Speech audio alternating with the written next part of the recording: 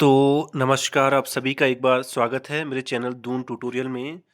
तो यहाँ पे हम डिस्कस करेंगे जो यूकेपीएससी की जो मच अवेटेड नोटिफिकेशन था प्रवक्ता भर्ती के लिए, वो रिलीज़ हुआ है आज 30 दिसंबर को। तो अच्छी बात है, उन्होंने नए साल से पहले-पहले जो है प्रवक्ता भर्ती का नोटिफिकेशन निकाला है। तो यहाँ पे आप देखेंगे कि उत्तराखंड विशेष अधीनस्थ शिक्षा प्रवक्ता संवर्ग, सामान्य और महिला शाखा 2025।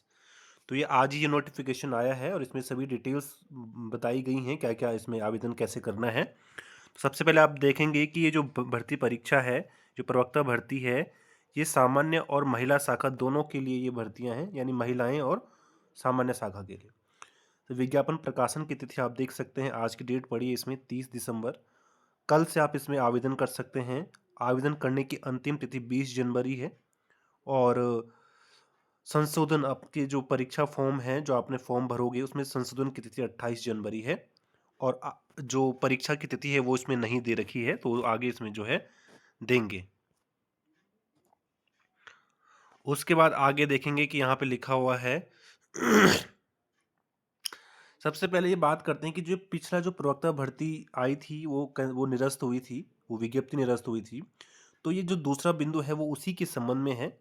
सबसे पहले उसी को देखते हैं, जो सबसे इम्पोर्टेंट है। जिन लोगों ने पिछली भर्ती में अप्लाई किया था उनको इस नई प्रवक्ता भर्ती में पे आप देखेंगे कि जिन अभ्यर्थियों द्वारा पूर्व में उत्तराखंड विशेष अधीनस्थ शिक्षा प्रवक्ता संवर्ग, सामान्य और महिला शाखा 2024 के सापेक्ष विज्ञापन संख्या डैश में ऑनलाइन आवेदन किया गया है, उन्हें इस विज्ञापन के सापेक्ष पुनः आवेदन करने की आवश्यकता नहीं है। उक्त अभ्यर्थियों द्वारा प्रश्नगत पदों के सापेक्ष, यानी जिस विषय के लिए उन्होंने आवेदन किया था, पूर्व में किए गए आवेदन मान्य होंगे, सिर्फ कला विषय को छोड़कर। यानी कला वालों को फिर से दोबारा अप्लाई करना ही पड़ेगा। कला के अलावा अगर जिसने भी उस समय आवेदन किया था, वो दोबारा अप्लाई नहीं, उसको आवश्यकता नहीं है करने की। आगे लिखता है कि अगर फिर भी कोई अप्लाई करना चाहता है, तो उक्त के अतिरिक्त ऐसे अभ्यर्थी जो पूर्व में उक्त विज्ञापन के सापेक्ष आवेदन कर चुके हैं, परंतु नवीन विज्ञापन के सापेक्ष पुनः आवेदन करना चाहते हैं, वे अपना पूर्व में किया गया ऑनलाइन आवेदन निरस्त कर नवीन आवेदन कर सकते हैं, किंतु इस दशा में जमा किया गया शुल्क वापस नहीं होगा। अर्थात अभ्यर्थी को नवीन ऑनलाइन आवेदन पत्र के सापेक्ष पुनः आवेदन शुल्क जमा करना होगा। ऐसे अभ्यर्थियों हेतु आयु गणना की निश्चायक तिथि 1 जुलाई 2025 होगी। अब इसमें देखते हैं कि पदों की संख्या क्या रखी गई है, किस विषय में जो है कितने पद हैं। सबसे पहले आपको ये बता दूं कि जो पिछली बार की 2020 की जो प्रवक्ता भर्ती थी, उसमें जो दिव्यांगों के जो पद थे, उसको भी इसी भर्ती में अग्रेतर बढ़ाया गया है।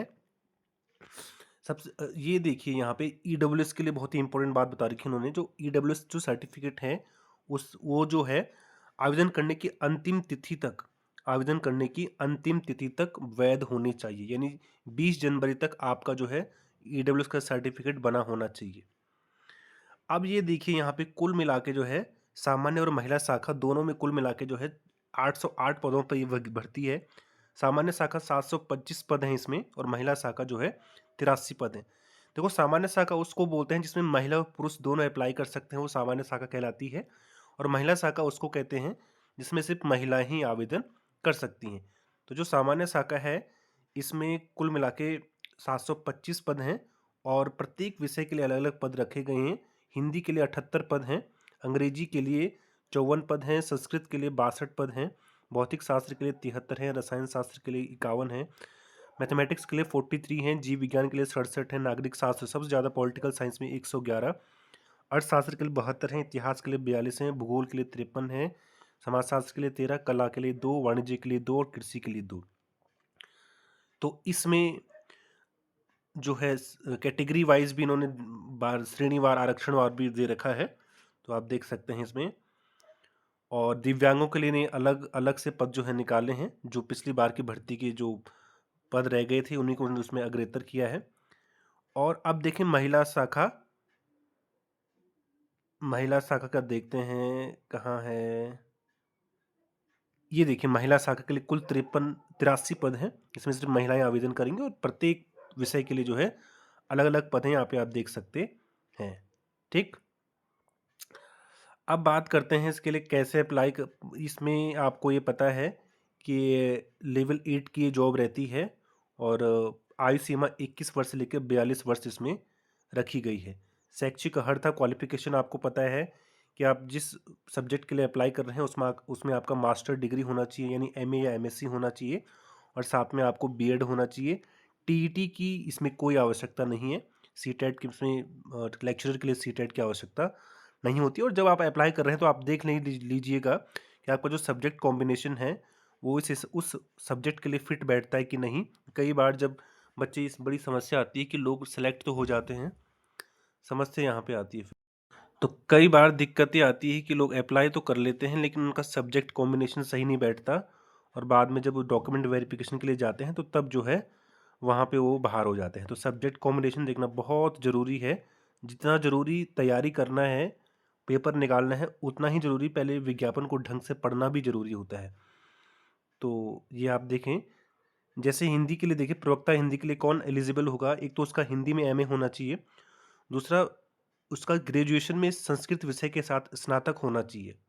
अब कई बार ऐसा होता है कि लोग एमए हिंदी तो कर लेते हैं लेकिन उनका ग्रेजुएशन में हिंदी उनके पास संस्कृत नहीं रहता।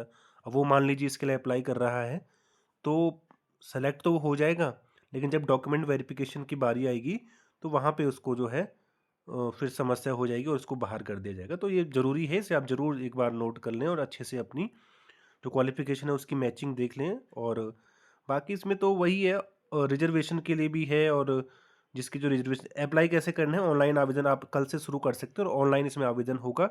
जो भी डिटेल है वो आप उसको भरनी है आपको, और इसमें फॉर्म भर के पोस्ट करके भेजने की कोई आवश्यकता नहीं है। सिर्फ आप उसको प्रिंट करके अपने पास संभाल के रखेंगे, और जिन्होंने पहले अप्लाई किया हुआ है वो दोबारा से अप्लाई नहीं करेंगे। तो बस यही इसमें लिखा गया है। फ़ी, अगर फ़ी स्ट्रक्चर देखें तो जनरल कैटेगरी के लिए 150 रुपये फ़ीस है, और ओबीसी के लिए 150 रुपये है, और बाकी कैटेगरी के लिए आप देख सकते हैं ईडब्ल्यूएस के लिए भी 150 है। और बाकी दिव्यांग और शारीरिक और जो वो हैं उनको कोई फ़ीस इसमें दे नहीं है। तो बस बाकी इसका सिलेबस तो आपको पता ही है। सिलेबस इसका उन्होंने आयोग ने बहुत पहले निकाल दिया था, तो सिलेबस आप वहाँ से देख सकते हैं। अगर उसकी वीडियो अगर आप चाहते हैं कि मैं बनाऊँ तो नीचे कमेंट में लिखना, मैं इसकी वीडियो भी डिटेल से बना दूंगा कि उसका सिलेबस कैसे कैसे और कहाँ कहाँ से वो सिलेबस आप कलेक्ट कर सकते हैं। बाकी यही है इसमें। Thank you so much, God bless you all.